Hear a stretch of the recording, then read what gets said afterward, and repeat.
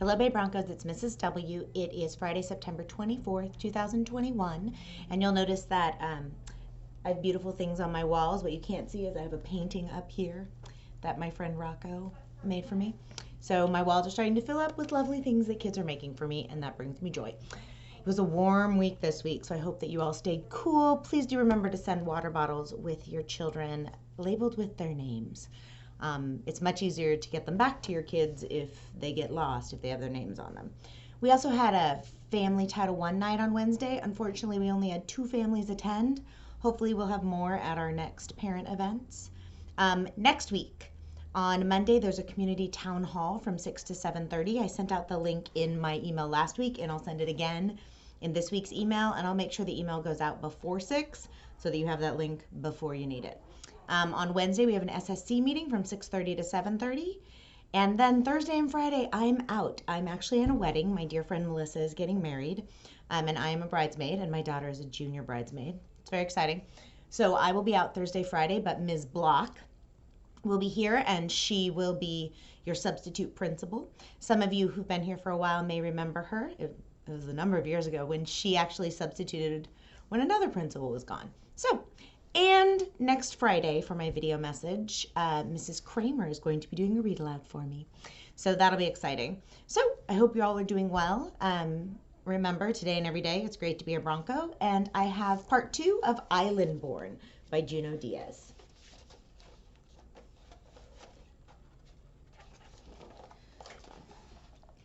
You can see it. They're beautiful.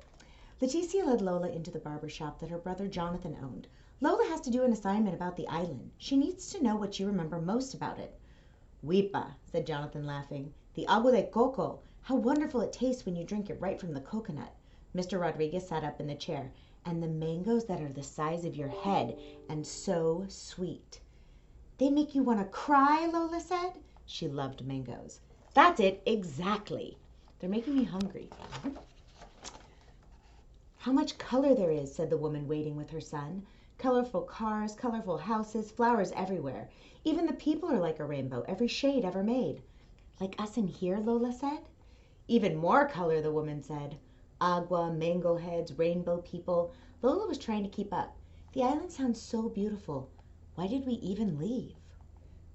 Well, it isn't all beautiful, the woman's son said. The heat is on you like 5 bullies. The oldest barber muttered, and other things. Like what? Lola wanted to ask, but the oldest barber had already turned away.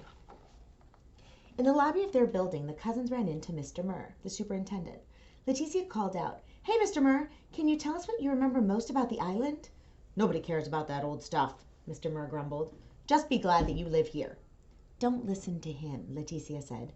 Keep going and call me later if you need any help, okay? I will, Lola said. When Lola got into the elevator, she put her fingers on her temples and closed her eyes. Island, she called like it was a cat. Island. But like a cat, the island did not come. At home, Lola found her abuela at the kitchen table trying to finish a puzzle. Abuela loved puzzles. Abuela, I'm supposed to draw a picture of the island for school, but I don't remember it. Why don't I remember it? Hija, you were just a baby when you left. But the other kids remember. Just because you don't remember a place doesn't mean it's not in you. Will you tell me what you remember most? Lola asked. Of course. What I remember most is beaches. Hija, our beaches are poetry. You know when you hear your favorite poem? That's how it is to be on our beaches.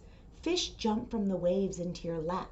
And at sunset, sometimes the dolphins will come out of the water to bow goodnight. And up north where I'm from, there are even whales in the surf. Beach poetry, dolphins, surfing whales. Lola sketched as fast as she could.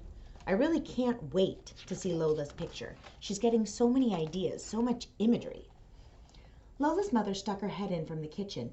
Hija, what I remember most is the hurricane that hit the island right before you were born, like the biggest, baddest wolf of all. It huffed and puffed and blew thousands of houses into the sky. Where were we? Lola asked, her eyes wide. We were hiding under the bed is where we were, Abuela said. That's right, her mother said. And you know what? You never cried once. You were such a brave little girl. I wish I could remember that, Lola sighed. Well, it happened, her mother said. You might not remember the island, but it remembers you.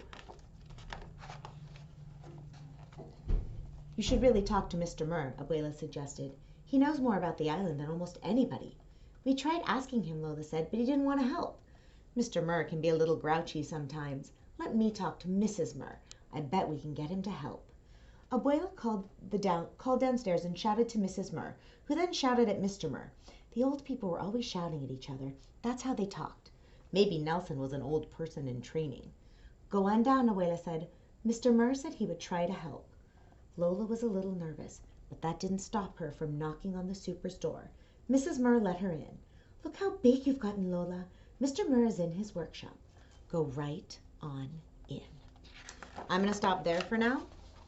I'll be interested to see what Lola learns from Mr. Murr about the island.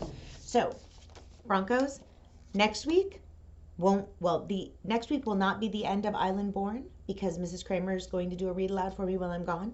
But the week after that, I'll read the end of Islandborn for all of you. So Broncos, I hope that you have a wonderful weekend. Remember, today and every day, it's great to be a Bronco, and I can't wait to see you next week. Bye, Broncos.